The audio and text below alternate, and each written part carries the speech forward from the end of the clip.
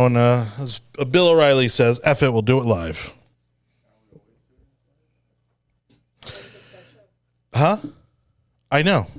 So let's camera back on. There we go. All right. Thank you. All right. Hello, everybody. Welcome to the Yard Sign. Sorry, just some bumps trying to get the show off this evening here. Although was in a pretty good mood coming into tonight, given the election results on Tuesday night. As there is much to celebrate here in Florida. Good evening. I'm Johnny Torres, your host. As always, thank you so much for listening, watching, wherever you may be doing so. This is the Yard Sign. Make sure to like, share, follow, subscribe, ring the bell, whatever you got to do to keep in touch with what we're doing here on the show. We appreciate you for doing so. And we continue to be committed to doing this show, regardless of now living in one of the most Republican states in the greater United States. And so we're going to obviously do a lot of deconstruction of what happened on Tuesday. But first, I do want to open the show with a quick happy birthday to my daughter, Valentina, who's celebrating 7 years old tonight. And if it wasn't because we had a major birthday bash over the weekend, I can assure you we would not be here this evening. But we did have a lot of fun, and looking forward to many, many more amazing birthdays with her, as she's an amazing child and just happy to do it. Let's get into tonight's topic. Florida glowing red. Also, the red ripple that happened nationally. We'll talk about why, of course, the media is trying to undermine what actually is taking place. And Bitcoin crashing, as Nebel is going to kind of give us the breakdown on what in the world is going on with cryptocurrency and FTX and all that insanity. Joining us tonight, familiar face, and I'll start the show off by saying this. I feel terrible because you came to my daughter's birthday party. You brought your entire beautiful family. And it completely escaped me that we were celebrating Veterans Day as well. Was it Veterans Day? It was Veterans Day. Okay. On Saturday. Yeah, I try not to go out on Veterans. Well, just don't wear any paraphernalia, You're wearing an army green shirt with a flag on it. But that's what he always wears. No, but it wasn't like an army shirt.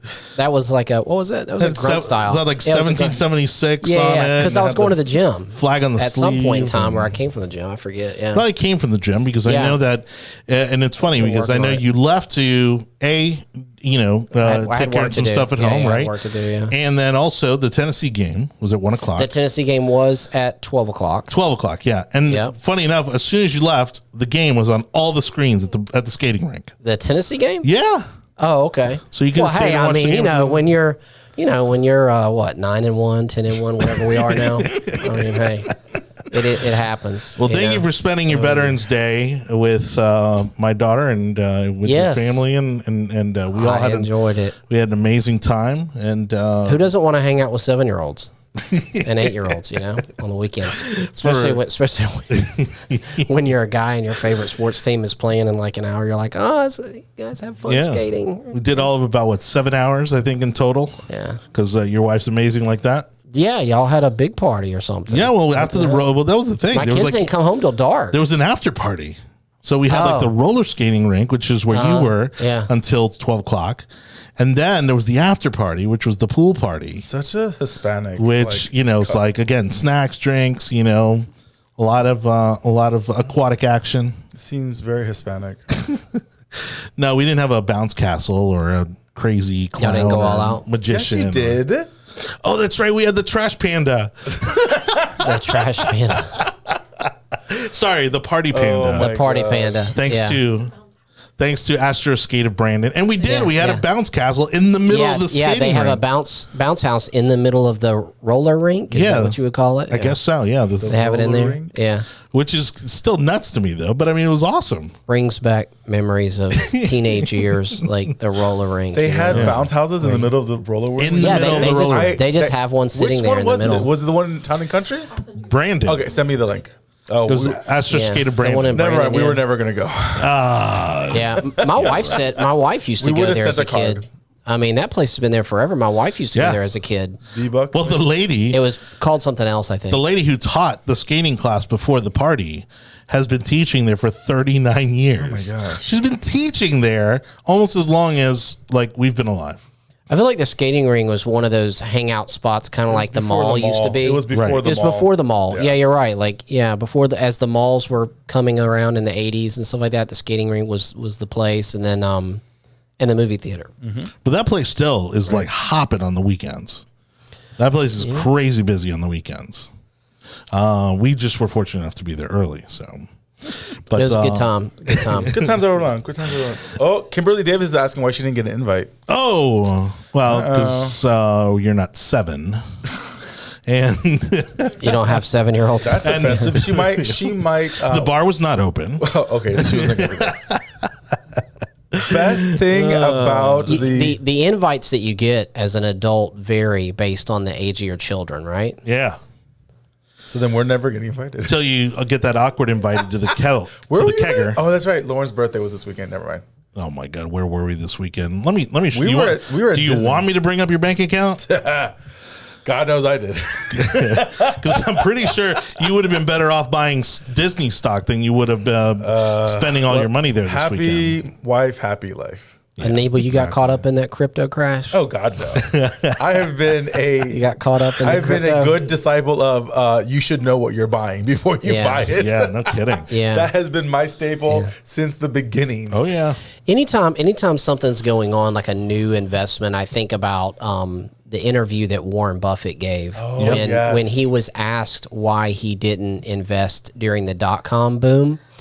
And he basically said, because I don't understand it. Right. He was just all the internet companies, and people don't remember. Like, there were a lot of companies that came out, gosh, yes. and it was literally like, "What are you doing? We're gonna ship bananas,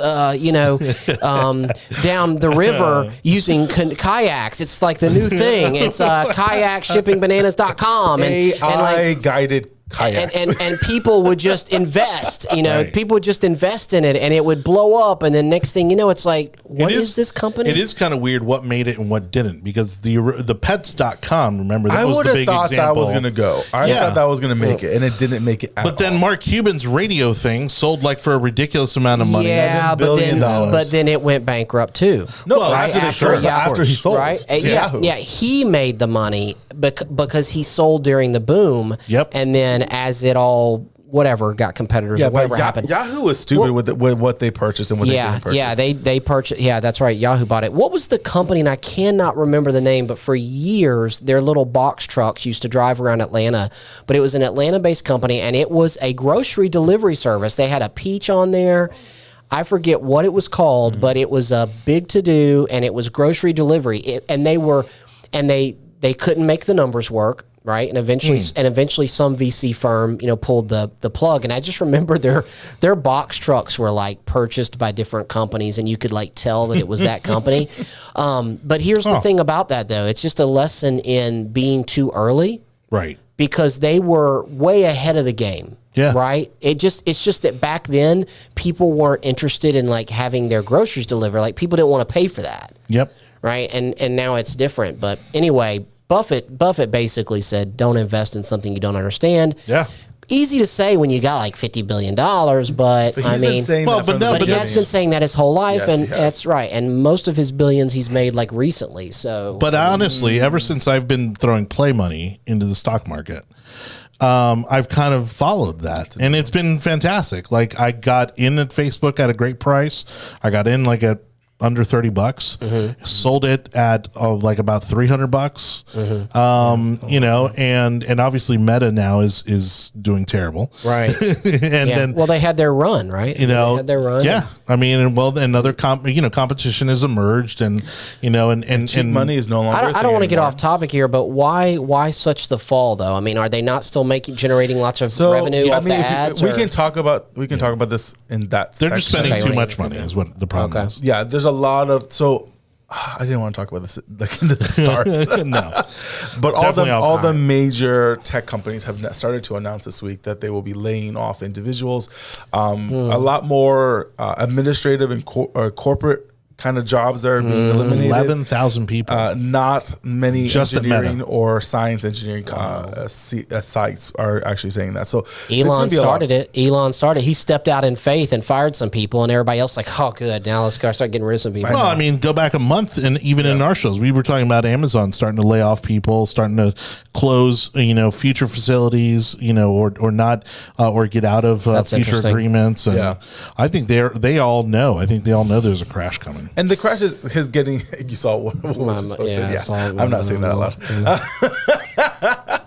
I think what needs to happen is that new genre of a lot of tech people were taking a lot of like that industry's like free lunches, and some of those companies were doing like free laundry services. There was just a lot of just perks that they're not going to get anymore. Those Twitter videos were ridiculous. Things, oh my gosh! So Elon Musk made a comment about how they were paying almost $400 per meal during lunchtime, and people were getting upset. Like, no, that's not true. But he's like, no. The HQ was like at 10% occupancy of people coming back, and yet they had a full staff when it came to meals. And they were like, some days there were more people making food than in the office. Like, that's horrible of a concept. Right. So I think, he's the one that kind of started the ball rolling. I love it. And I think a lot more people are going to go through that cycle. It's like, okay, this needs to stop. It was also the gluttony of Silicon Valley. Yep. The fact that, every office had to have like a play area and a gym and yoga classes these and Zennials are so smoothie annoying. shop and are so annoying. Yeah. I mean, honestly, it's like, why wouldn't you just live there? Which is what they want. It's like how colleges attract young kids now, right? Like, forget the classrooms and like academics. Like, we don't need to talk about that. Let me show you the pool. Let me show you brand new apartments. Let me show you the beach walk-in pool with fountains and all that. And that's where all the money. That's where all the money went. That's where all that money's going. Here's the tan and booths and stuff. Don't you want to go to college here? That's going to be the next big crash. Colleges and universities. It needs to. It's the throughout any type of like downturn or disaster or whatever. There's always some positives that come out of it. And when the economy, we are in a recession. We've been in a recession. And when these things happen, it exposes bad business models and it exposes bad behavior or just people that were taking things for granted. Money dries up. People aren't as willing to invest. Next thing you know, wallets tighten up. People start making decisions. And as you can see, people get laid off. And quite frankly, these, Meta's probably not going to even notice those 11,000 people. And that sounds crazy because 11,000 people is a lot of people. It's like I think it's like 4% of their workforce. There you go. They're not even going to notice it. They won't even notice it. How many people again? 11,000. Is that as 4%? They won't notice it. I think the better question is how many people are actually on Meta right now that they're firing? Because there was a whole article talking about how the majority of people that were working at Meta don't even use the platform. Well, you're talking about Oculus, right? Yeah. You're talking about the VR, And that was the thing; they couldn't even get their own employees to adopt the very technology that they were spending $9 billion on, which is what they lost on Oculus, on research and development of Oculus, and so while this is kind of like Zuckerberg's kind of big moonshot, and he apologized. He apologized for it. Like they've spent $9 billion and they can't even get their own employees to use it. Really, and so obviously they have a lot to go back to the drawing board with and figure out how can they stay a market leader in the social media space. People don't realize that there's a lot of companies that do not exist today that were the company. 20 years ago, 40 years ago. Well, that's the thing. I mean, honestly, Facebook has already outlived MySpace. Yeah. They're coming into, let's see, 07. So they're probably like 15 years in. Yep. So they've already outlived MySpace by about 5 years. Yep. So if they can make it another 5 years, you know what I mean? Like they'll have been around for about two generations. Yeah, it's a long time. Which again, all the social media space is still very, very new. Yeah. If you think about it, I mean, that's still a very young company. But they have such market share though, right? Like, don't they have something like 1.5 billion people or something on the platform? That's why I don't think... I think we're close to 2, but But that's why I think the Facebook situation is something different than a lot of other people talk about, because I think Facebook is becoming so into what's it called? Intertwined. Not even intertwined, but a fundamental when it comes to online and having a platform and having that platform be able to be on different platforms. So I think that's something that's going to stay on. Again, what other market gives you an opportunity to market to 1 billion people? Like not many at all. Hence why advertisers are still going to go there no matter what. That's why people like, oh, we're going to get off Facebook. Those people always go back, or like they just deactivate. They don't get rid of it. Celebrities aren't leaving Twitter. Like they say they're leaving Twitter like they were going to go to Canada. Well, we need to get back on topic, but I am going to get back on topic. I am going to say this about Twitter. Amanda, congratulations on your win, by the way, on your candidate's win. I am going to say this about Twitter. If you are a business owner, right now is the time to advertise on Twitter. Because you're not going to get better conversion rates, traffic, eyeballs, impressions, whatever your metric is, you're not going to get better metrics on Twitter than you are right now. Why do you say that? Why? Because so many advertisers have jumped ship. Oh, that's right. Yeah. So much of the, especially at the big level, all the big corporate money right now is out of the game on Twitter. So those impressions, those conversions are all going to be super cheap. Also that they can be cool and be like, yeah, we're leaving Twitter. Oh yeah. It's a total, it's just a PR move. Yeah. So stupid. But Elon posted, I think today, he posted the average users daily.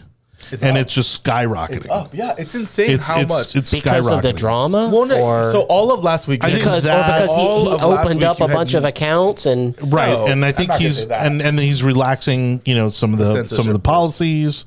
I think part of the drama is part of the draw. It's just Johnny, you saw all of last week, especially after the election. It was nothing but Elon Musk kills Twitter in 2 days, in 1 week, and all the negative publicity. And now this week is like there's something else happening, and everyone's on Twitter because that was the only place that you could get actual information in regards to what was happening. I've never understood the desire to suppress your own audience.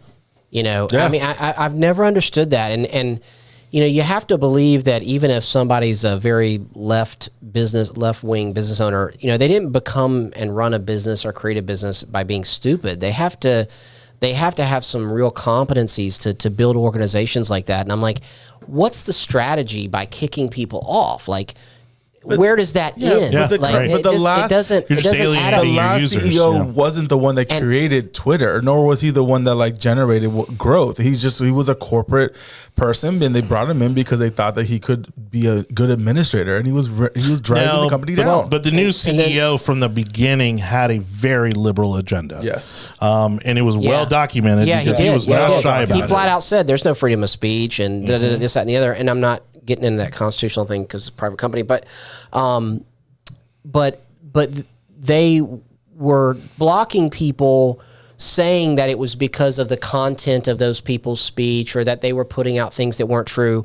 Meanwhile, Vladimir Putin has a Twitter account. Ayatollah Khomeini has a Twitter account. I'm like, the Taliban has a Twitter account. It's like, what's the standard again? Yeah, right. And exactly. What exactly is the standard? And that was the thing is depending on what country you were tweeting from, that's whose standards they were adhering that's to. Horrible. Yeah, of course. Absolutely. And then regardless of what you think about him, a former president of the United States can't be on Twitter. Not only that, the fact that everything that has now been proven right about what was declared misinformation during COVID. That the government was involved. Oh, yeah, how many people got banned? We're talking about COVID now. Yeah, all of the stuff that they did during COVID basically, it's crazy when the conspiracy theorists become like the same people.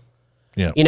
Remember when, if you said that COVID originated most likely through government mishandling of research in China, you were called a conspiracy theorist, misinformation, disinformation, whatever you want to say, and racist, right? Yeah. And you got canceled because, of course, it came from a bat, and in a market, right? And which ironically is kind of racist, really, and stereotypical when you think about it. It's. I mean, they might as well have just said, it came from some cat, cat that was used as meat in some dish or whatever. They might as well have said something crazy like that. But then the supposed conspiracy theorists end up being right. That of course it was a virology lab that had improper protocols and you can't undo. I mean, now you can't undo what's been done. Yeah, right? Yeah. Because you've banned so many people, you've censored so many people, and again, all those who people wants that got fired and now they got their jobs back. From the people that got fired that got their jobs back, all the nurses that got fired because they didn't want to take the jab at the hospital, and now the hospitals aren't even like acting like. They're basically like, but the beauty of this now is that now there are lawsuits. They're not wearing masks. Lawsuits that are coming now, Yeah. and people are having to pay out because the city of New York is having to pay out. Yeah. The state of New York is having to pay out. If you because they didn't- fired so many people, and at the end of the day, the judge was like, and they're all getting back pay. yeah, exactly. He's got a big vacation, huge vacation. It's they would rather pay the fine and pay them back, and not hire them back because they still don't want to be seen as being wrong. They don't want to. They don't want to be wrong. They can blame it on a court decision. But I mean, even remember, there was a time when people were saying with a straight face, that 3 masks would be like really good. Oh yeah, that's how that works, right? No, All right, we're like way off track. They were saying it on TV. They were like, all right. 3 would be even better. It's too far. We've gone too far. That's how stupid it sounds Back now. to the Speaking of trying to put things back in the can, Jonathan. let's go back through tonight's topic to remember what we were going to talk about. Florida glowing red. I mean, glowing Bright red. The red Blood ripple red. across the country in terms of the midterm elections, and then we're also going to talk about Bitcoin crashing, and so let's get into Florida glowing red. I mean, there's obviously a lot of surprises. We don't want to alienate the people who are not in Tampa Bay too much, but there's some glaring examples of how crazy this election was here locally. We'll get to those in a minute, but even statewide, I think one of my favorite stories coming out of all this is Corey Simon, who has been elected to the state Senate here in Florida. A city a district that has not been represented by a Republican since Reconstruction. And he's a black Republican. Since we forced the Democrats to get rid of their slaves. Right, exactly. And so here we go, fast forward, and again, I mean, unfortunately, I think at the macro level, we saw what could have been a red wave here in Florida. Florida absolutely had a red wave. Miami-Dade County went Republican. Palm Beach County went Republican. I mean, there are literally 3 or 4 little blue dots, as you can kind of sort of see here over my shoulder, that, stayed blue in all of this. And honestly, I mean, the architect of all this is Ron DeSantis. Mm-hmm. I mean, he personally redrew a lot of the lines in the redistricting. Yep. Mind you, the masterful part about all this is the fact that he was able to redraw the lines and have it hold up in court. Yes. So the lines are fair according to the Supreme Court. State Supreme Court. And the fact that he was able to, just have this whole backwind, to carry, I mean, candidates that we were talking about before the show, nobody's ever heard of. Correct. No one, some of them barely spent money, if any. They paid the filing fee. Right. Some people literally paid and the they're filing now fee. sitting in elected office. It's true. All across we're political all across people. the state, that has been a thing. Yeah. All across the state. That's not just Hillsborough County. That's many parts of Florida where the coattails of the governor's race literally pushed them up to be able to win unheard of seats. And we're very surprised. Numbers are still coming out and everything else in regards to what happened in Florida. But the wave definitely hit the shores of Florida and stopped right at the Florida-Georgia line. Right, The rest of the state the rest of the country could not get any kind of movement in that. But in Florida and in some, like in Texas and some other places where you could definitely have seen you saw the wave, Florida was one of the outliers and it's deafening to see how good the governor and the senator's coattails really were. The governor was plus crazy. 20, almost 20 points above Charlie Crist. So then that tells you Charlie Crist was a weak candidate at the end of the day. Even though he has amazing retail politics aspirations. And then when it came to the Senate race, I think Rubio was plus 16 at the end of it. Well, and let me say this about Rubio's win, because I think he was uniquely positioned where he actually benefited from both of the two biggest stars in the Republican Party right now. Yeah. I mean, we're talking about him doing a rally with DeSantis here in Tampa Bay, and then literally that same week having a rally with President Trump down in Miami. Did he? Oh, Did yeah. He was with Trump during it? Oh, yeah. That rally in Miami. They didn't joke about hands and feet and, and everything else. No, I mean, again, they put all that stuff behind them once Trump got elected, and they actually, worked together on a lot of foreign policy stuff. I'm sure they did, yeah. Especially in regards to Latin America. Yeah, I was going to say he worked with Trump. Yeah, he helped him out on some stuff, I think. And so I'm not cocktails, coattails. I'm not saying that, Rubio didn't win his win. Because I think he would have won regardless. He played his cards very well. He played his cards very well. He was going to win. But what would have normally have been, let's say, a 5 to a 10-point win became, again, a 15 to 20-point win. Wasn't Rubio up like 6? And like in the polling, wasn't he up like 6, which kind of sounded right. That's normally what happens. Yeah, you're like, he'll pull it out 6 to 8, right? The governor was hovering a little bit under around 10, and then the senator was up around 5. So we knew this was going to happen. We had no idea how big of a deal it became. In politics today, with as divided as the population is, if you win by 10 points, that's considered a landslide almost. It's a blow up. And winning by 20 is that sounds like a gerrymandered district. Sure. Like that doesn't even make sense. Right. So it's just astronomical. And it's incredible when you look at, this map. He had to get Dems. He had to get some Dems voting for him. No, he absolutely did. Or look, so many MPAs. He had to. Rubio won Miami-Dade County, Collier County. Orange but County. he did not. Crap. But he did not win. Right, he won Orange County, which is a huge win for him. Hillsborough. And he won Hillsborough, but he did not win Broward and Palm Beach County. Okay.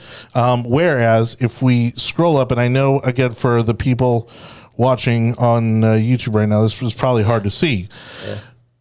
The governor won Palm Beach County. Did not win Broward, but he won Miami-Dade County. Right. You know what I mean? And so it's one of those where I think, again, in certain counties, I think that's where Rubio benefited from being close to Trump or being close to DeSantis, depending on what county that was. Right. But for him to pick up, Orange County, to pick up some of these panhandle, like around Tallahassee, that sort of thing. Tallahassee itself looks like it stayed blue.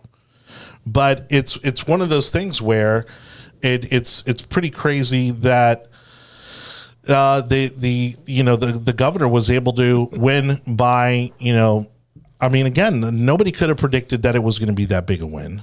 Because it wasn't consistent historically, but let's talk about the polling. Since the Bush administration, why do you think it was such a big win? I think it was the depressed vote of the Democrats. I don't think a lot of Democrats came out to vote, or if they did come out to vote, they voted down the other ticket, and so I think that's probably where you see the absolutely monstrous kind of. So do you think for Democrats there was just nobody for them to vote for? Would you have voted for Charlie? What would be the reason why you vote for Charlie Crist? What were the reasons? Right, that's what I'm saying. Like there was nobody. You're saying there was nobody on the ballot for Florida Democrats to really get them out. I have to agree. I think the Charlie Crist was trying desperately to rope in Trump, to rope in abortion, to rope in all January 6th, and none of that was happening because that is not what the governor ran on. He didn't do any of that. Right. Democrats spent $70 million in Florida on Val Demings' race alone. Oh my gosh! Okay. On Val Demings' race alone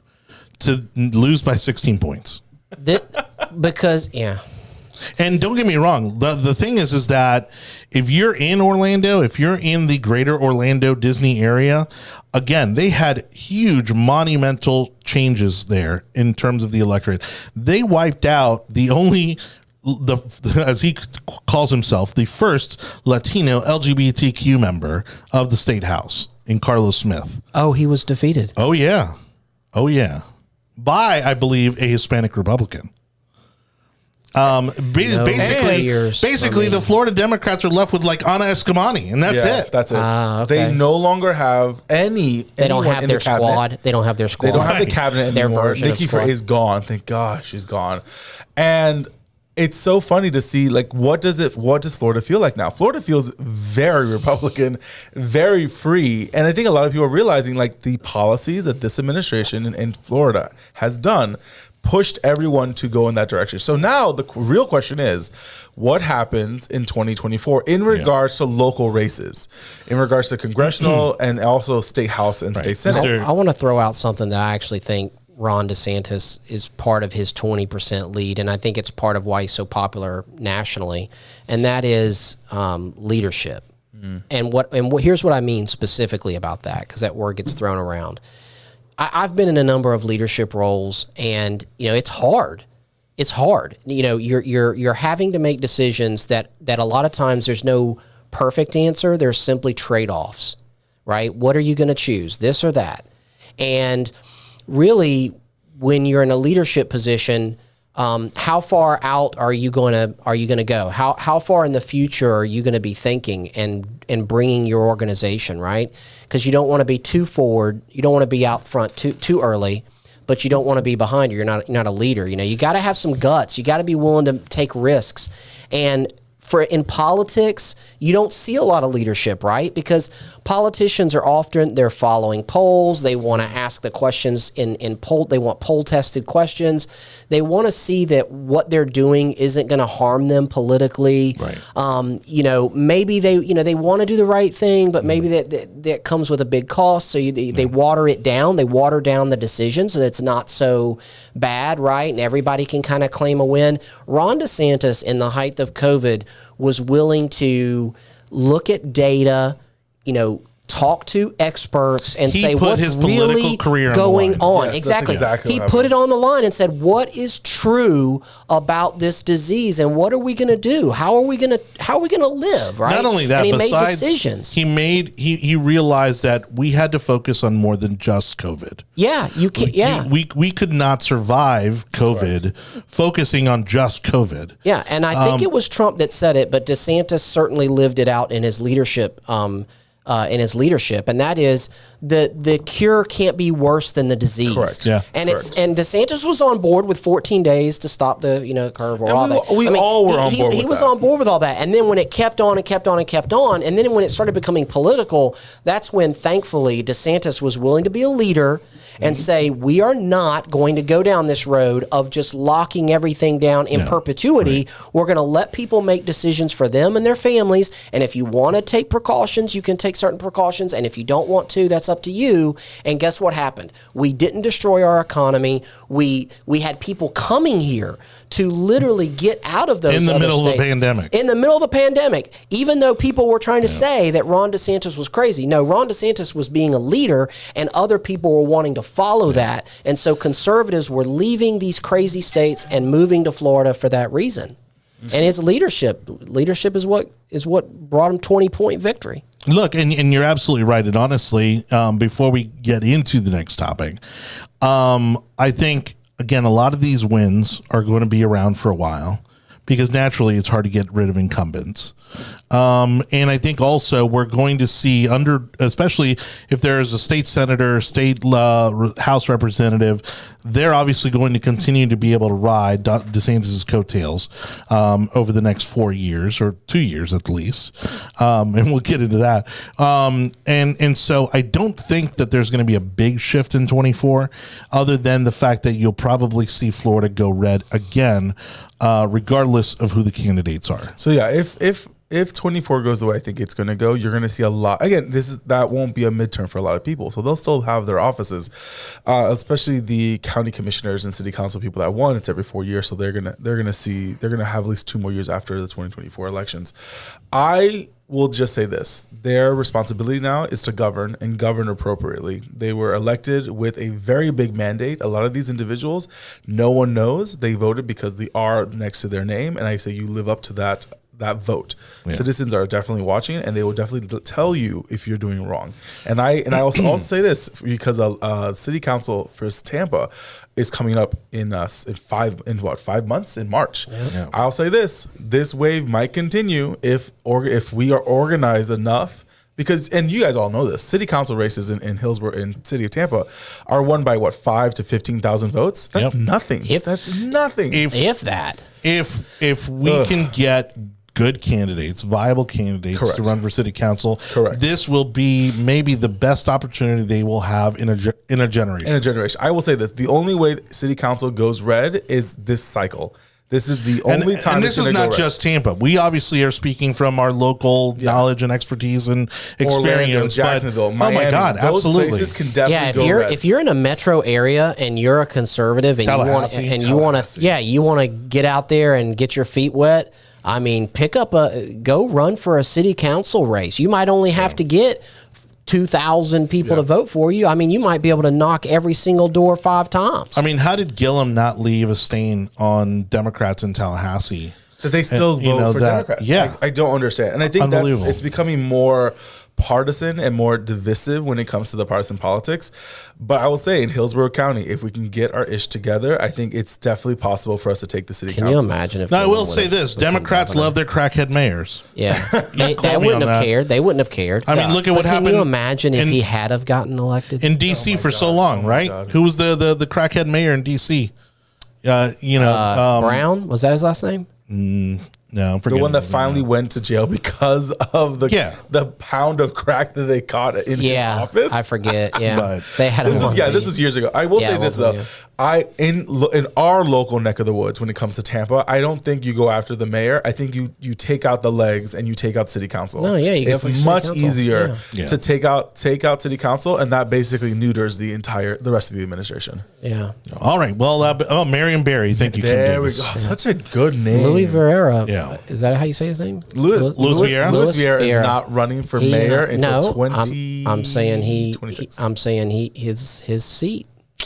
I don't know. Might be on that hot seat. If you look at, so I was looking at the map that we saw. Be out there taking care of your constituents.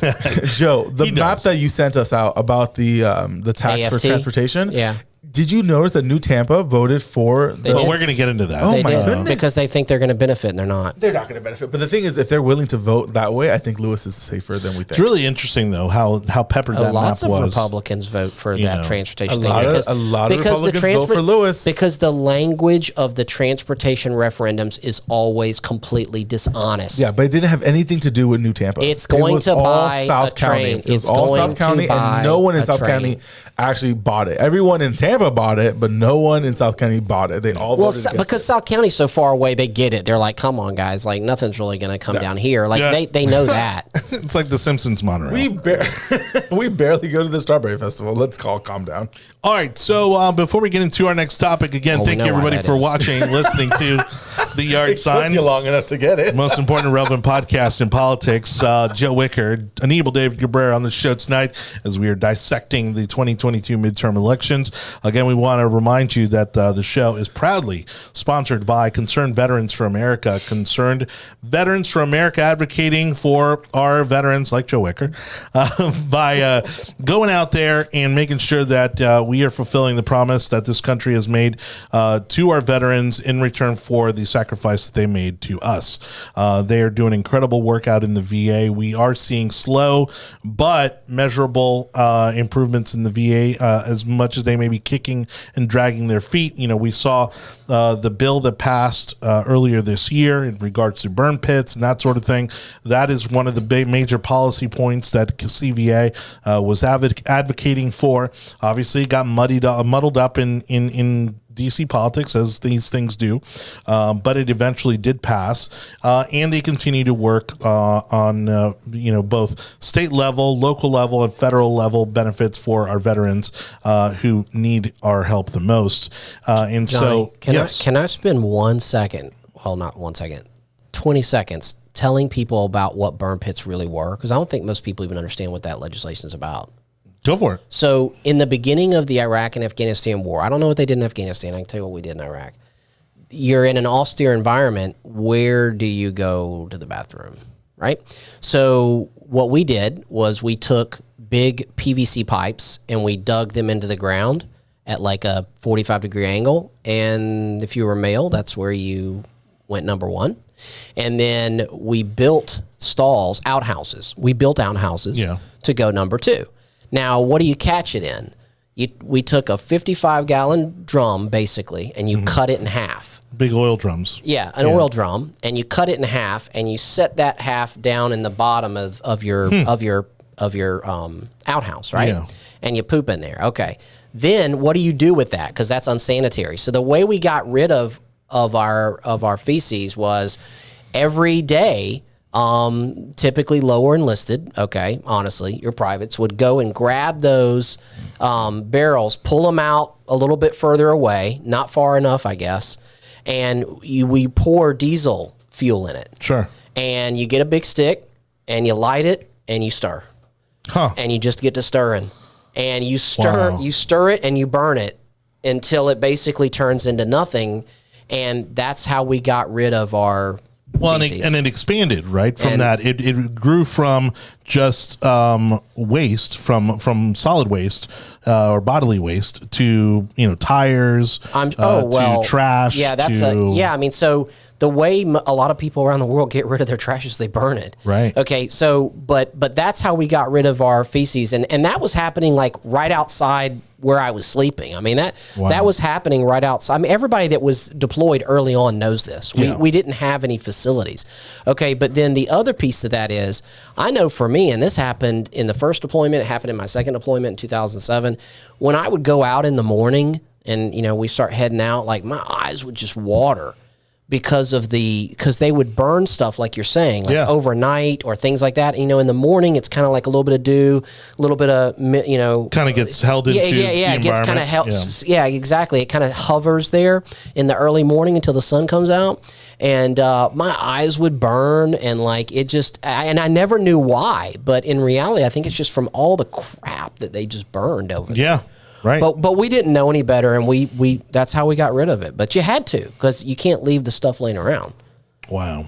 Yeah. Well, and again, especially for those guys who were responsible for taking care of that stuff. Burn and stir. I mean, the stir it. Well, and what amazes me is, because I remember again from working with veterans, and their VA issues during my time working in the Senate, was that for the previous generations it was Agent Orange, right? That they used in Vietnam. I know a guy that got impacted Korea, by that. Yeah. And then the audacity of our government, knowing that all this is well documented, to be like, we're not sure. We're not sure if that's what caused all these health problems. I mean, it's hard to link things. I remember there was a drill instructor who was like 30 years old. He was a black guy, young, fit guy, and he took off his round hat and he showed us like how he had like just patches of hair missing.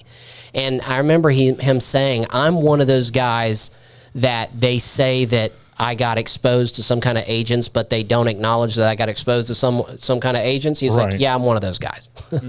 Wow. And finally they're starting to, come around on that stuff. I mean, here's the last thing I'm gonna say about that. I think it was Abraham Lincoln that talked about the way we treat our veterans, right? Mm-hmm. And the fact is, I don't know, I know that some people are talking about how the military's going woke and stuff like that.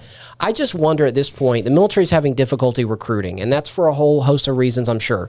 But I wonder, how many young people out there have mothers and fathers now who did multiple tours, whether it was Iraq, Afghanistan, Desert Storm, and they're telling their kid, they're like, VA is not so great. They're starting to think about. Well, you hear about all the horror stories. Yeah, you start thinking about, well, what do I want my kid to go through? If they have to serve in a combat zone, do I want them to deal with these issues? And maybe it's just easier not to deal with. I mean, I'm just saying, I think that VA healthcare, or the lack of it or whatnot, and the care is good when you can get it, but all the delays and the bureaucracy is rough. I think that some of that just kind of adds to the whole, it's unfortunate because if you're relatively healthy, it works just fine. Yeah. Yeah. You Yeah. know, it's yeah. kind of like socialized medicine, because it is in some ways, right? You know, Yeah. when we talk about when you talk about NHS in the UK or the Canadian, the healthcare system, if you're relatively healthy, it works for you. It's great. Correct. Yeah. But when you have serious medical issues, that's where it gets dicey, where you need to see a specialist, where you You're need to have a waiting, surgery, wait where you times. wait times, scheduling, the lack of resources. Because again, if you live in Hardy County, which was one of the counties that I had to look after, if you lived in Hardy County, you had a 90-minute drive to the nearest VA facility. Right. So, like you said, so if you're older and you're dealing with some issues, how easy is it for them to get care, you know? Anyway, and I appreciate the insight, because it is important for people to understand truly how toxic these burn pits were, and how unfortunately Democrats, threw a lot of pork on the legislation. Of course they did. And then the Republicans still came off looking like the jerks in the situation, even though again they couldn't pass a clean bill. But at the end of the day, and again, it was one of those bills that Concerned Veterans for America lobbied for. They had activists all over the country getting the word out about lobbying legislators, and it's one of those things that sometimes you have to take the bad with the good. And so over the weekend for Veterans Day, they had a workout session with General Hartzell, or I think it was Major General Hartzell. And where is this? Here in town. Oh, okay. Yeah. Then he came and he spoke, and you didn't have to work out, but it was like a whole workout session that they do, and it's like a camaraderie thing, and so they invite vets to all get together at Jaguar CrossFit, to work out together and that sort of thing. And so for veterans. It wasn't at 0600 in the morning, was it? No, I don't think so. Just checking. But they are doing very cool programs like this. In addition to the advocacy work they do a lot of programs to bring veterans together in other kinds of settings as well. So check out CV, the number 4a.org. That's CV, the number 4a.org. You can also reach out to our good friend David Houston, who's the grassroots engagement director for Tampa Bay, but he can plug you in no matter where you are in the country with the Concerned Veterans for America chapter near you. You can also follow them on Facebook, Concerned Veterans for America Florida, or on Twitter at Concerned Vets FL. All right. So again, thanks to Concerned Veterans for America. It makes me proud to have them as a sponsor, to believe in this program as much as I believe in the work that they're doing. So definitely hit those guys up, get in tune with what they're doing, and get involved if you can. Let's get into, again, it's a spin-off topic from the top topic, but it's the red ripple. And so, we were trying to dissect before the show, like, what happened around the rest of the country? Because as soon as Florida pretty much had finished with their results, we started seeing like New Hampshire wasn't quite going as red as Florida was. And as other states started to report the results, we didn't quite see that red wave that everybody thought was coming. And I'll start by just giving my analysis, which is, I think this is the uncertainty and unpredictability of this election was also, I think, a consequence of COVID. I think when you look at what COVID did, again, there was a lot of migration within the country, people moving out of states like Pennsylvania, or New Yorkers moving into states like Pennsylvania, as has been reported. And you saw this massive shift in voters. We thought, right, that we were going to get a lot of Democrats from New York, and we were going to get a lot of people from these blue states coming into Florida and kind of messing things up for us. Ended up being quite the opposite. And the governor knew this ahead of time. The governor had kept a pace of how many Republicans were getting registered to vote, and he told us, "Look, it's not what we think of Democrats moving to the state. It's actually Republicans and independents moving to the state." And that was how he knew that we were going to get I think right now we're like 400,000 above the Democrats when it comes to voter registration in the state of Florida. And a lot of Republicans are kind of wary when it comes to voter registration, which is, I don't understand why. We should be doing our civic duty to get everyone registered and to figure out what party they want to be a part of. But that was something the governor saw, and governor knew that it was going to happen. And so we saw that occur on our side. That's ridiculous, by the way. Just before you continue, the fact that if you're going to do voter registration, go out and do voter registration. Yeah. Because honestly, if somebody walks up to you and say, "Hey, have you registered to vote? Do you want to register to vote?" and you know that you're a Republican or you're a Democrat, are you going to register as a Republican? Are you going to register to vote with a Democrat? Probably not, right? Correct. But I've done tons of voter registration. Mm-hmm. And I'll tell you that those that knew with certainty the way they were going to register or vote would typically, again, if I was the one doing it, they were going to register Republican or they were going to register Independent. Mm-hmm. And the ones that aren't going to do it. Yeah. Right. And so again, the numbers are going to work in your favor if you go out there and do the work. Correct. People will come out and find you at the festivals, at the new. I mean, they were going in Hillsborough County. They were going to gun shows. I don't think that's a wrong thing, but you have to do more than that. The goal is to expand the voter base. Yeah. And the only reason why Hillsborough went red, not because of the amount of Republicans in Hillsborough County. Yeah, but how many people go to gun shows? A very small percentage of the population. More than you'd imagine. Oh, I'm sure. I'm sure it's hundreds. You ever been to one? I'm sure it's hundreds, maybe thousands, maybe. A lot of people go. But I've never been to one. There were more. Have you ever been to one anymore? Yes, women are the fastest growing. Yeah, but do you go on a regular basis? I think we went 2 times this past year. I will say this: the women's But you went to Politic. No, we went to go look at a few pieces. Lauren wanted a shotgun. Of course, it was Lauren that wanted the shotgun. I don't believe it. I'm not a violent person. You're not a violent We're not. person. It's not going to this. I'm not either. Right That's now. why I own guns. Anyways, my point is that the majority of people out there don't go to gun shows. Is it a thing to do? Yeah, absolutely. But it's a very niche thing, and so for the most part, the people that you're going to see in these gun shows are. Again, are people that are probably already registered Republican. I think you'd be surprised. There's a lot of gun-owning Democrats too. I get that. I think you'd be surprised. There's a lot of Second Amendment Democrats. There's a lot of people. people. There's a lot of people. Well, I have a neighbor who he's a Democrat or he's an independent, but they're basically Democrats. But guns are his thing. Like, right. But my point is he's into it. My point is that if it's like a bar. No, I got you. If you're the kind of person that goes to the bar, you're going to go to the bar every so often. If you're the person that doesn't go to the bar, you're not just going to randomly show up at a bar. Mm-hmm. Right. It's one of those things that it's a small barrel, and it's you're just getting a retread of the same people over and over again. It's lower hanging fruit. I have no problems with people going to gun shows to register voters. My concern around that is actually if you're a Republican, you're going to a gun show to register voters. How many people there that aren't already registered? That's what I'm saying. That was my point. It's not really. You're better off going to a country concert. Yeah.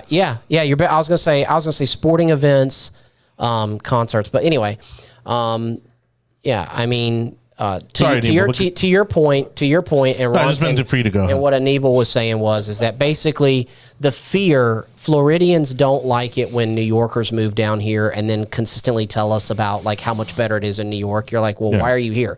But we don't want them to bring their politics, destroy their state and then come down here. And a lot of them do it. They ruin their state. They vote for union policies. They vote for high taxes, and then they get their pension. And the first thing they do is leave New York and come to Florida. Right. So they don't have property. So they don't have income tax, and so they have lower, cost of living. And so I was concerned about that too. But in reality, what happened was liberals were entrenched in their masking, and they're like, we're doing the right thing. We're saving lives by staying they were locked down. Up. We're locked down and we're saving lives doing it, Okay, they stayed.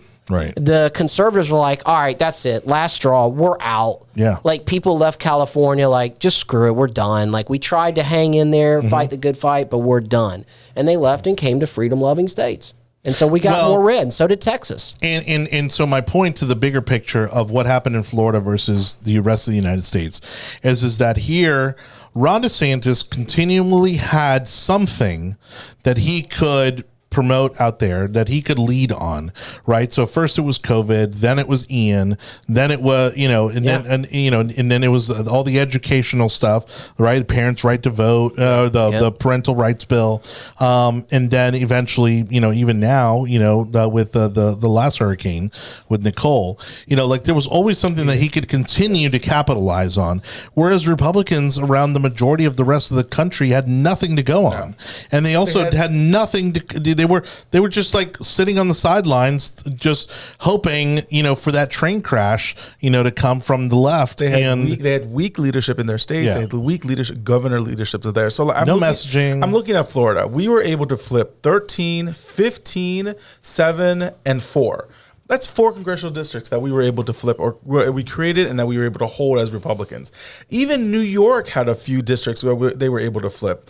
New York Democrats flipped District 19, District 17, District 3, and District 4. Isn't that in New York City? Didn't they flip? No, well, let me zoom in. I mean, it's Long Island, but it's close. So the 2 districts closest to, Manhattan, flipped for Republicans.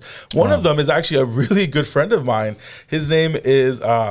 So it was district. Oh, that good a friend, huh? It was district. Well, I'm teeing it up now. So it was district. It was District 3 in New York City, and Santos he actually came to Florida to have a whole conversation about Republican LGBT and log cabin, and we were really like lighting candles and everything else because we were wanting to see if that was able to. So now he is the first openly gay Republican congressman in the U.S. House. Which again, nobody knows that because no one's going to say anything about that whatsoever. Right. Well, but again, there are some states that did really good when it came to making sure that get the vote out. Texas did really good with that as well. And so we did a lot of flipping in some parts, but we also lost heavily in other parts of the country. And I'm so surprised that it got to this point. And that's my point is that we saw a lot of migration, and some of these districts have been changed forever in terms of the voting population, because people moved maybe they went from a big city to a small town. Maybe they went, maybe they went from a blue state to a red state. So I would say New Mexico is probably the best example of that. Though I think Jeffrey says all the Liberty candidates won by a lot. He basically ties it to the Liberty type. I can't say philosophy. that. I can't say that because what you can say, and now because we can see it from just how bad things got in some seats, it's candidate quality. Ben Shapiro is really big on that.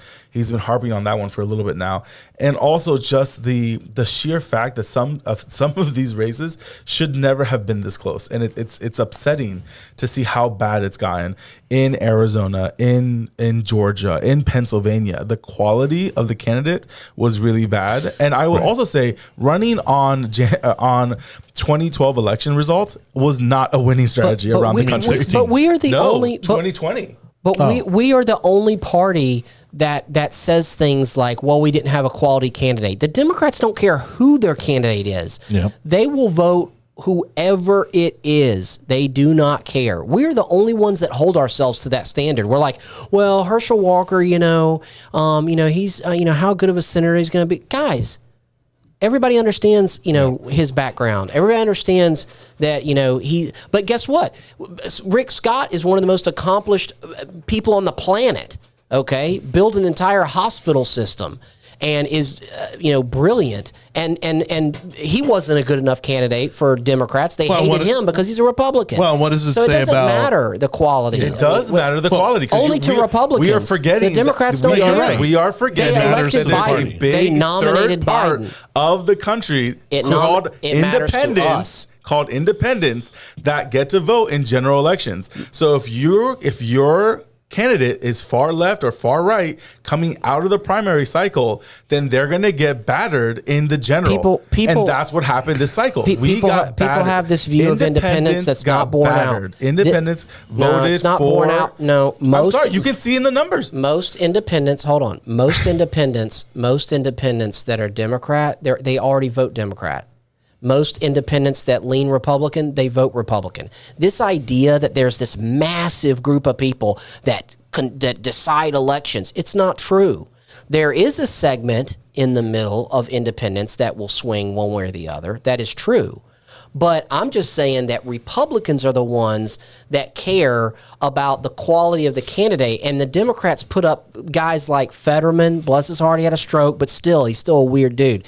You know, guys like Fetterman, Joe Biden. Pennsylvania is a perfect example. How did they nominate Biden over everybody Pennsylvania else? is a perfect example of how a candidate that should never have been in the race to begin with. Oz is not from Pennsylvania. Okay. He's from New Jersey. And evidently all my friends that are from Pennsylvania said that is the worst possible person you could have picked to run in a Pennsylvania Senate seat because they lived in New Jersey. You know what they call them? They call them carpetbaggers, from people that live in New Jersey that moved in Pennsylvania. Yes, because that's what you heard it from the people. Oz has a worse approval rating than the president. Well, and he wasn't a great, and he wasn't a great candidate. And you know what? He was handpicked by 45. You know who else was handpicked for? A lot of other people. We did this during the summer. All the primaries that we talked about. Y'all gonna blame Trump? I'm gonna be honest. I don't want to give him credit for the wins. But You want to be honest with he this? was at 98%. If that's the case, if that's the standard, then he was at 98% going into last election. For what? If the standard is that Trump gets to pick the candidate and that's why they won or lost, then he was at like 98% going into election night. I don't think that Trump, endorsing you as a guarantee one way or the other. But if we're saying that Trump's responsible for the losses, I'm not saying that then Trump we have to say that he's responsible for all the victories. What I'm saying is that if you look at the aggregate right now, the majority of people that were running in the midterms were either heavily endorsed by the previous president, and now because that's what pushed them over the primaries. That's how they won their primaries, and now we're seeing that Trump would have had, if Trump endorsement would have equaled a victory in the general, then Trump would be going towards an automatic win in 2024. This is the worst approving president at the moment, Biden, with the worst economic policy at the moment, worst foreign policy, and inflation through the roof. And all of those things still made people decide, you know what, I'm still going to vote for the Democrat. I have another, and that's insane. So now now we have to think about what was it. If denying the 2020 election was a winning strategy, then we would have seen the wave. But we didn't see the wave. I have another thought. For you. So here we go. Hold on, because this is relevant. So, in 2022, out of 495 total endorsements, 241 of those were primary. His primary success, Trump's primary success, was 93%. Yes. Okay, it's a primary. All right, 93%. That doesn't surprise me. That's honestly where it should have been. We talked about this, yeah. Now, general election endorsements, 254. His general election success rate was 80%. And honestly, that's pretty darn good too. That's pretty high. I mean, the truth is that, again, there wasn't like a whole lot of room for us to truly have a quote unquote wave. I mean, we hold 24. I think now it's more than that, but we hold, going into the midterms, we held 24 governorships. Right. I mean, we almost have double the number of of governors than the Democrats do. And so it's 25 to 24 right now. We lost one seat and the Democrats gained a seat. We might win in Arizona. It's only by 30,000 votes right now. And Alaska, we're definitely going to win that one. So I think we're going to find that. The problem is right now, this is the worst midterm results since like Eisenhower. Like, it's that bad of a situation. We were projected to get 25 to 30 House seats. We might going to get 5, 4, maybe even 3 to get majority, which is going to be the thinnest since like the turn of last century. Yeah, look, I think it's because a lot of the things that Senator Rubio and Senator Scott are saying about what's happening with the Senate Republican leadership, which is that there's no agenda and there's no messaging. I think there's two things here that we're not thinking about. Number one is the census just occurred recently, and redistricting occurred as a result of that. And so the legislatures that are controlled by Democrats are going to tighten up their districts. The legislatures controlled by Republicans are going to tighten up theirs. And both political parties, regardless of what either one of them say, They don't like purple districts. They want red to be red and blue to be blue. It's cheaper. They don't have to fight over it. They want as few purple districts as possible so that way they don't have to spend a bunch of money fighting over them, right? Yeah, because DeSantis, for example, could have made 14 and 13 purple. Purple, and then you fight over it. Instead, but he put all his eggs into 13. Instead, you say, all right, we're going to guarantee this, and Democrats, you've got to guarantee over here. Right. And both parties play that game. So my point is that by doing so, you have less of an opportunity for a quote-unquote wave. Now, here's the second thing. Before I got kicked off after about a week or two, I was on the Occupy Democrats Facebook page. Okay? And here's couldn't bite your tongue. Yeah, and here's the thing that here's what I learned from it, though, is that these people, and I'm talking about the left, the people that are on the Occupy Democrats page, because they're pretty intense, they actually believe that inflation and everything that we're experiencing is caused by corporate greed, is what they would say. They believe, and I mean, I would they don't understand economics. They don't understand monetary policy. Hold on, no. They don't understand monetary policy. They have no idea that inflation is caused by the devaluing of your currency. Okay. But it is also statistically known that many of these corporations that provide our goods and services are also making record profits. But here's what you have. But here's the thing. All right, I know we can't go to business school here, but I know where you're going. And I agree with it. If it costs, if I have to buy a product for $1 and I sell it for $2, okay, but then I have to buy that product for $2 and sell it for $4, my margin is the same, but it looks like I made twice as many dollars. Correct. Okay, so people can say, "Oh, you made all this money, double profit." That's not profit. Go look at the net profit, and even if the net profit's higher, because there was some stuff went on during COVID, the medical community made tons of money. At least the hospitals did. Okay, the hospitals did. Okay, without getting all into net and margins and all that, here's the thing though. The Democrats believe as a standard, they believe it as theology, that increases in prices are caused by corporate greed. And I would ask, I'm like, so every company in the entire world has somehow gotten together and colluded, which is illegal to do so on pricing. You can't do that, to raise prices at the same time. So you don't think that it could possibly be that they're having to pay more for stuff that they sell you? I mean, these people can't acknowledge that their government policies, that the government that they support, which is spend, don't worry about it, they can't accept that there was a negative consequence to that. They can't bring themselves to admit that all of the money spending has now resulted in inflation. And that's economics 101, but they went to public school.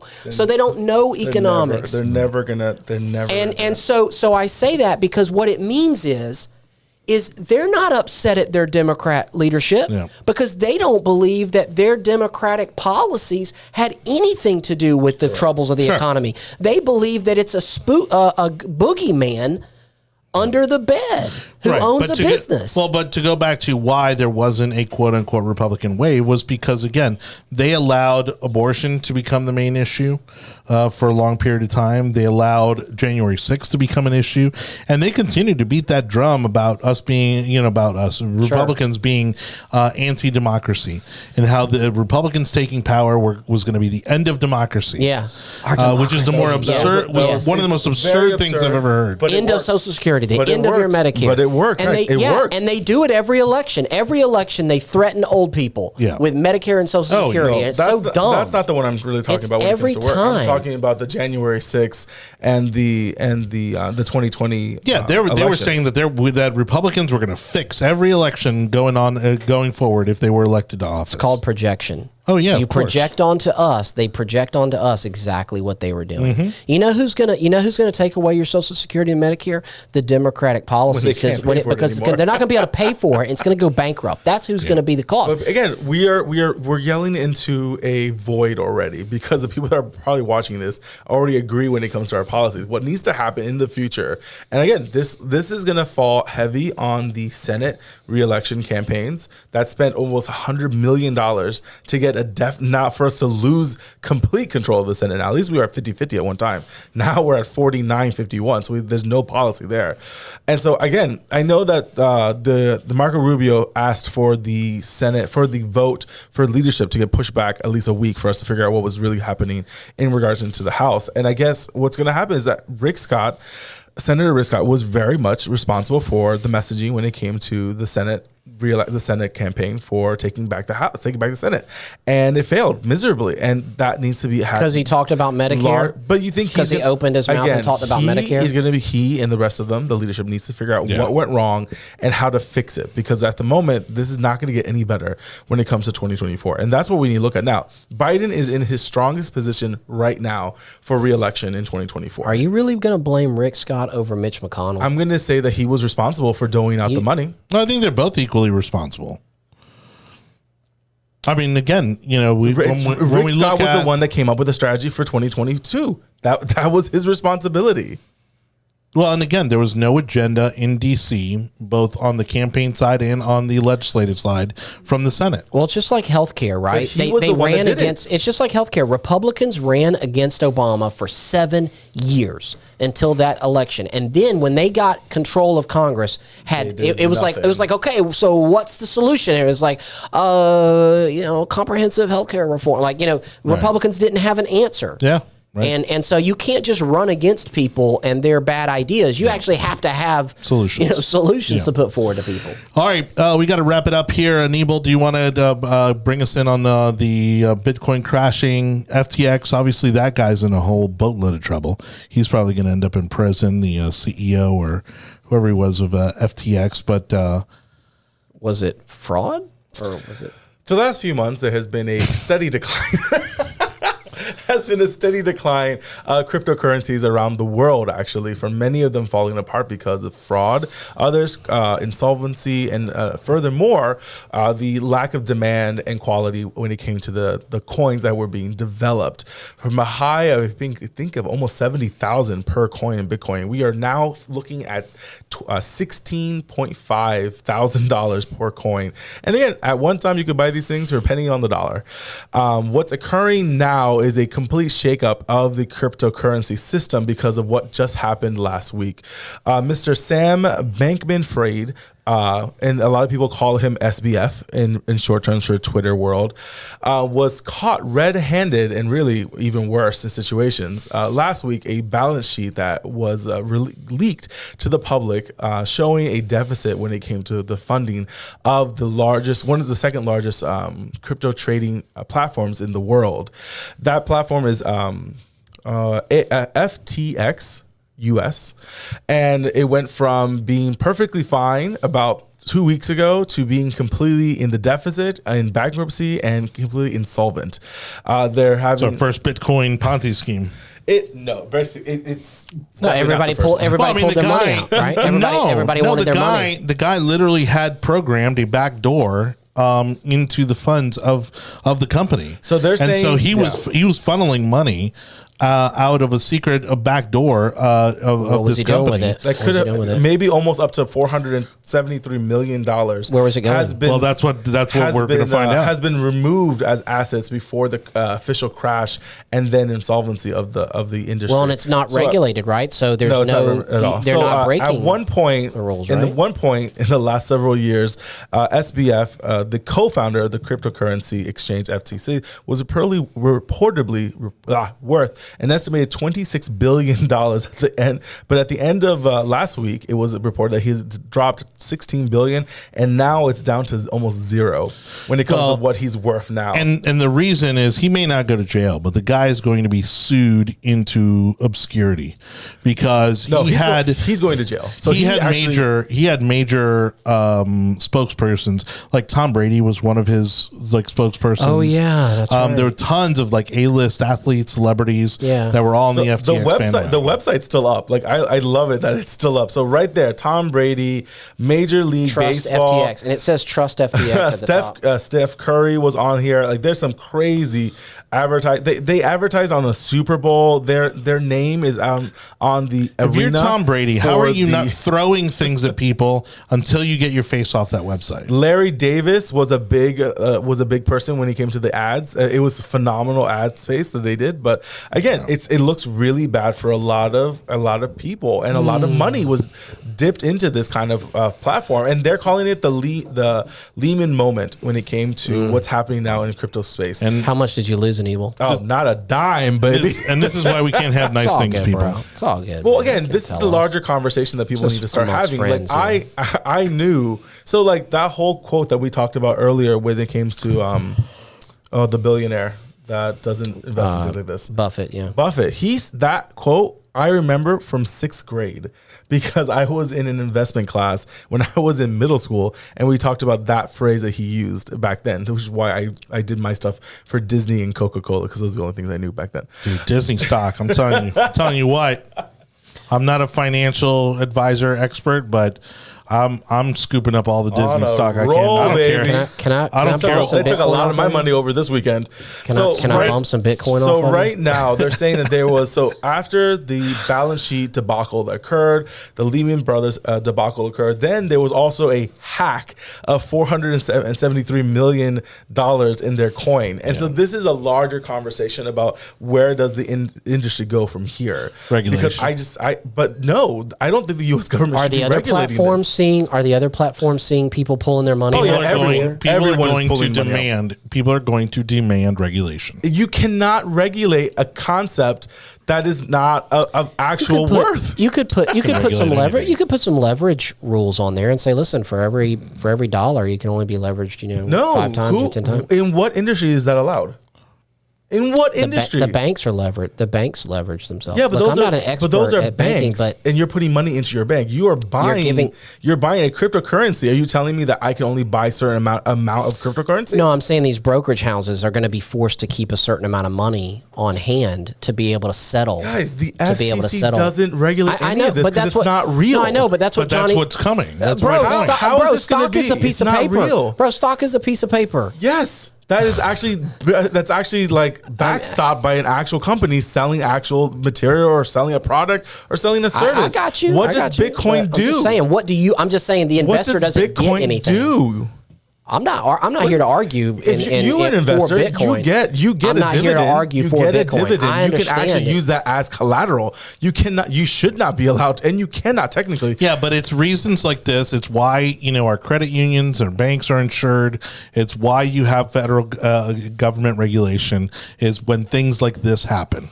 When things like this happen, everybody starts yelling that government, come please help me, and they're going to figure out some way to regulate. The FCC should not get involved in this. Whether they should or shouldn't is not the discussion we're having. I'm telling you, it's coming, especially with the A-list celebrities involved, and I'm sure the hedge fund managers, billionaires involved. They're going to knock on. You think they're going to have? They're going. You think a bunch of billionaires are going to let this just happen? Nah. Yes. They're going to hold. They're going to hold campaign checks over every congressman's head. They're in. They're there now. This guy they're already was in the halls the single of Congress, largest Democrat donor this past cycle. Doesn't matter. He was the largest. I think either that's the probably largest where all the money went. largest. So maybe he won't go to jail. So probably, technically, he's in the Bahamas right now. He skipped out of town. So that's a whole nother conversation that people are having right now. When you have $1 billion, he's not in the country anymore, and so I'm fascinated to see where this is going. He's still on Twitter. Yeah, but at the end, his image is on Twitter. The website. Oh no, he tweeted available. Yesterday. What did he say? He said what? No, he did. That was his tweet. What? All right. Oh my God, I love it. On that note, thank you to Enable David Cabrera, our very own in-house veteran, Joe Wicker. Thank you so much to all of our veterans out there who have. I'm just a veteran. Okay. I didn't even get Applebee's on Veterans. Ooh, jeez, man! I skipped it. I skipped Applebee's. Wow. You didn't hit up Texas Roadhouse. You guys get a free meal? Man, no, I ate at home. There's some dudes that's all they do on Veterans Day. They just go hopping.